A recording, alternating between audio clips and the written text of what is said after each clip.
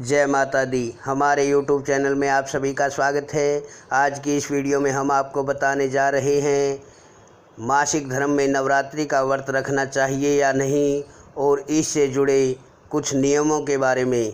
अगर अभी तक आपने हमारे चैनल को सब्सक्राइब नहीं किया है तो हमारे चैनल को सब्सक्राइब अवश्य करें, साथ में घंटे के निशान को ज़रूर दबाएं ताकि आने वाली सभी विशेष और महत्वपूर्ण जानकारियां आप तक पहुंच सके। तो आइए जानते हैं मासिक धर्म में नवरात्रि व्रत रखना चाहिए या नहीं और इससे जुड़े हुए कुछ विशेष नियमों के बारे में। जैसा कि आप जानते हैं नवरात्रि का पावन पर्व प्रारंभ होने जा रहा है। ऐसे में माँ दुर्गा को खुश रखने के लिए बहुत सी महिलाएं 9 दिनों तक माँ दुर्गा के व्रत को रखती है। हालांकि बहुत बार व्रत के बीच में महिलाओं को मासिक धर्म भी हो जाता है, जिसके कारण महिलाएं इस दुविधा में पड़ जाती हैं कि उन्हें मासिक धर्म के दौरान नवरात्रि का व्रत रखना चाहिए या नहीं। तो आइए जानते हैं इसके कुछ नियमों के बारे में। यदि नवरात्रि के पहले ही आपको मासिक धर्म हो जाए तो व्रत को नहीं रखना चाहिए, क्योंकि ये शुभ नहीं माना जाता है। यदि नवरात्रि के व्रत शुरू करने के बाद बीच में मासिक धर्म हो जाए और फिर भी व्रत रखने की इच्छा है तो उसके लिए कुछ विशेष नियमों का पालन करना होगा, जो इस प्रकार से बताए गए हैं। मासिक धर्म में व्रत रखने पर माता रानी का मन से ही श्रद्धापूर्वक मनन और ध्यान करना चाहिए। इसके बाद पूजा पाठ किसी दूसरे व्यक्ति से करवाना चाहिए। आप स्वयं भी श्री दुर्गा सप्तशती का पाठ नहीं कर सकते हैं, लेकिन इसे आप किसी दूसरे के माध्यम से सुन सकते हैं। इसे पढ़ने और सुनने से एक जैसे ही फल की प्राप्ति होती है। मासिक धर्म में माता रानी के मंत्रों का जाप मन ही मन करना चाहिए। इस दौरान आपका मंदिर में जाना वर्जित है। आप मंत्र न पढ़ पाएँ तो दिल से माता रानी का नाम पुकार लें और उन्हें वहीं दूर से बैठे हुए उनका ध्यान करते रहना चाहिए। माता रानी को 9 दिनों तक भोग चढ़ाया जाता है।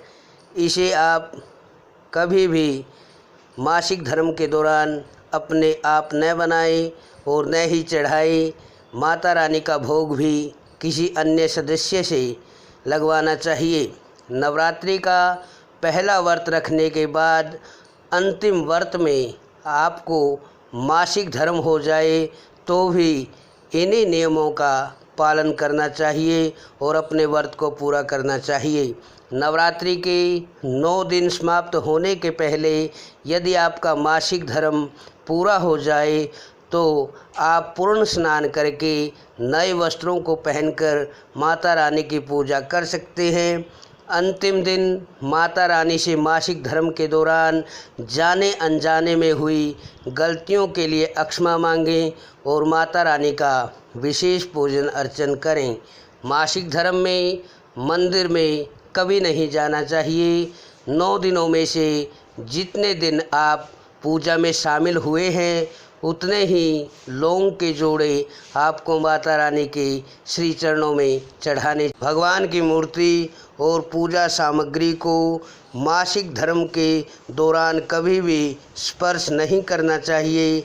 ऐसी अवस्था में हमेशा पूजन सामग्री से दूर रहना चाहिए और दूर से ही माता रानी को हाथ जोड़कर प्रणाम करना चाहिए। मासिक धर्म के दौरान माता रानी के प्रसाद को कभी नहीं बनाना चाहिए और न ही इसको खाना चाहिए। व्रत में एक समय के भोजन की विधि बताई गई है। इस भोजन को भी किसी दूसरे व्यक्ति से ही आपको बनवाना चाहिए। मासिक धर्म में धार्मिक क्रियाकलापों से हमेशा दूर रहना चाहिए। इसके अलावा झूठ बोलने और दूसरों की बुराई करने से भी हमेशा बचना चाहिए।